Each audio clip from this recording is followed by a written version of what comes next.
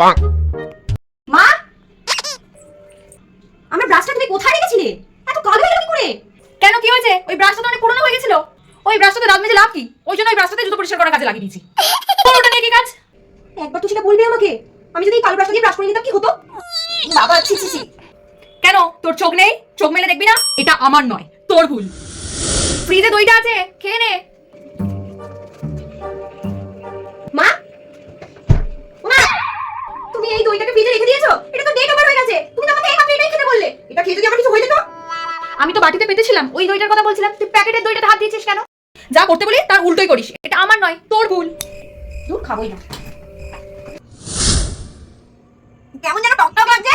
মা, ও মা, কি হলো, এত চিৎকার করছিস কেন? জলটা এরকম টক টক কেন? আমি কি খেয়ে নিলাম? দূর, বোতলটা তো নোংরা হয়েছিল, ওই জন্য তেঁতুল জল মিশিয়ে রেখেছিলাম। তুই খেতে গেছিস কেন? তুমি তো এটা সরিয়ে রাখবে। তুমি কেন খাবার জলের সাথে এই বোতলটাকে রেখে দিয়েছিলে? আমি তো গুলিয়েই ফেললাম। দূর, নিজে দেখে খাবে না, এখানে খালি চিৎকার করবে। যা নিজের কাজ করবে, যা।